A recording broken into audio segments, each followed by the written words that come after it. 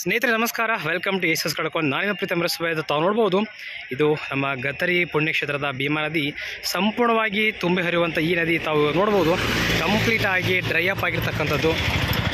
ನೋಡಿ ಎಷ್ಟೊಂದು ದೊಡ್ಡದಾದಂಥ ಬೃಹದಾಕಾರದ ನದಿ ಇದು. ಕಂಪ್ಲೀಟಾಗಿ ನೋಡಿ ಎಲ್ಲ ಬತ್ತಿ ಹೋಗಿರ್ತಕ್ಕಂಥದ್ದು.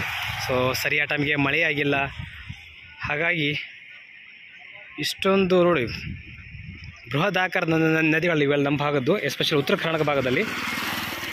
ಇನ್ನು ತಾವೆಲ್ಲರೂ ಕೂಡ ನೋಡ್ಬೋದು ಕಂಪ್ಲೀಟಾಗಿ ಉಸುಕು ಮಣ್ಣು ತೇಲ್ಕೊಂಡಿರೋದು.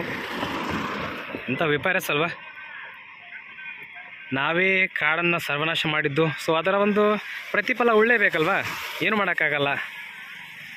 ಪ್ರತಿಯೊಂದು ಜೀವಿಯೂ ಕೂಡ ಬೇರೆಯವರಿಗೆ ಒಳಿತನ ಬಯಸ್ತವೆ, ಬಟ್ ಮಾನವ ಅಂತಕ್ಕಂಥ ಒಂದು ಪ್ರಾಣಿ ಮಾತ್ರ ಸೊ ಎಲ್ಲವನ್ನು ನಾಶವನ್ನು ಮಾಡೋದ್ರಲ್ಲೇ ನಿರತನಾಗಿರ್ತಕ್ಕಂಥದ್ದು. ಇವಾಗ ಏನು ಮಾಡೋಕ್ಕಾಗಲ್ಲ. ಅಟ್ಲೀಸ್ಟ್ ಇನ್ಮೇಲಾದರೂ ಕೂಡ ಗಿಡಗಳನ್ನು ನೆಡ್ರಿ, ಬೆಳೆಸ್ರಿ. ಸೊ ತಾಪಮಾನ ಕಮ್ಮಿ ಮಾಡಿರಿ, ಮಳೆ ಬೆಳೆ ಚೆನ್ನಾಗಿ ಆಗ್ತದೆ ಅಂತ ತಿಳಿಸ್ತಾ ಇವಾಗ ದೇವಸ್ಥಾನದ ಒಳಗಡೆ ಬನ್ನಿ. ಅಲ್ಲಿಂದ ಇವತ್ತು ಅಮಾವಾಸ್ಯೆ ಬೇರೆ, ಭಕ್ತರ ಸಂಖ್ಯೆ ಕೂಡ ಕಡಿಮೆ ಕಾಣಿಸ್ತದೆ. ನೋಡ್ಬೋದು ತಾವು. ಇಲ್ಲಂತಂದರೆ ಕಂಪ್ಲೀಟಾಗಿ ಒಂದು ನೋಡೋದಕ್ಕೆ ಕಾಣಿಸ್ತಿರೋದು ಅಷ್ಟೊಂದು ಭಕ್ತರು ಇರ್ತಕ್ಕಂಥ ಈ ಒಂದು ಭೀಮಾ ನದಿಯಲ್ಲಿ ಮಿಂದೆದ್ದು ತಾಯಿಯ ದರ್ಶನ ಮಾಡ್ತಾಯಿದ್ರು. ಜಾಸ್ತಿ ಹೇಳೋಕ್ಕಾಗ್ತಲ್ಲ, ಯಾಕಂತಾರೆ ಒಂಥರ ವಿಷಾದಿನಿ ಅಂತ ಹೇಳ್ಬೋದು. ಏನಿವೆ ನೋಡೋಣ ಬನ್ನಿ, ಮತ್ತೆ ಮುಂದೆ ಹೋಗೋಣ. ನದಿ ಕಂಪ್ಲೀಟಾಗಿ ಡ್ರೈ ಅಪ್ ಆಗಿರ್ತಕ್ಕಂಥದ್ದು.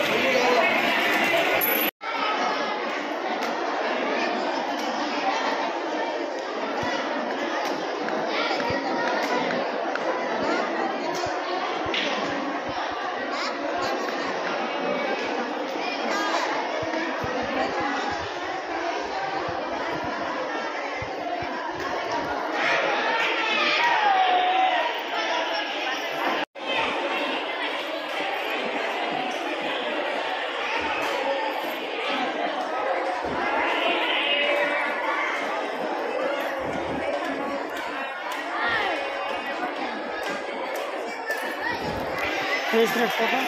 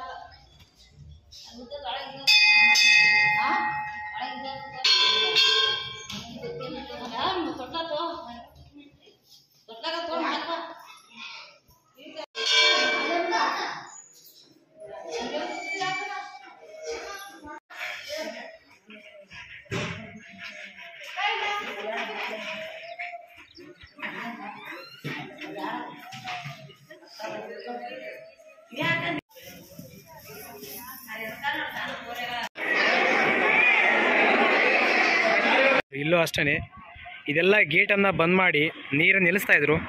ನೀರೇ ಇಲ್ವಲ್ಲ, ಇನ್ನು ನಿಲ್ಲಿಸ್ಬೇಕಿಲ್ಲ ಹೇಳಿ.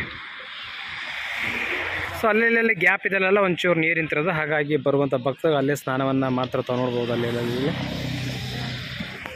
ನೋಡಿ ಮೇಲ್ಗಡೆ ಇದನ್ನೆಲ್ಲ ಕಂಪ್ಲೀಟಾಗಿ ಗೇಟನ್ನು ಬಂದ್ ಮಾಡಿ ನೀರು ನಿಲ್ಲಿಸ್ತಾ ಇದ್ರು. ಹುಡುಕಿನಾದ್ರೂ ಕೂಡ ಒಂಚೂರು ನೀರು ಸಿಗೋವಲ್ಲ, ಅಷ್ಟೊಂದು ಕಷ್ಟಕರವಾದಂಥ ಸಂಗತಿ. ಅಷ್ಟೇ ಅಲ್ಲ, ಜಾನುವಾರುಗಳಾಗಿರ್ಬೋದು, ಪಕ್ಷಿ ಪ್ರಾಣಿಗಳಾಗಿರ್ಬೋದು, ಅವೆಲ್ಲಕ್ಕೂ ಸಹಿತ ಕಷ್ಟ ಅಂತ ಹೇಳ್ಬೋದು. ಈ ಒಂದು ಬೇಸಿಗೆ ಕಾಲದಲ್ಲಿ 42-45 ಡಿಗ್ರಿವರೆಗೂ ಸೆಲ್ಸಿಯಸ್ವರೆಗೂ ಬಿಸಿಲಿನ ತಾಪಮಾನ ಇರತಕ್ಕಂಥದ್ದು. ಸೊ ಈ ಒಂದು ಪರಿಸ್ಥಿತಿಯಲ್ಲಿ ಪ್ರಾಣಿಗಳ ಅವಸ್ಥೆ ಏನಾಗಿರ್ಬೇಡ್ರಿ, ಹೌದಲ್ವಾ? ಇದಕ್ಕೆಲ್ಲ ಕಾರಣಕರ್ತರು ಯಾರು? ನಾವೇ, ಮಾನವರೇ.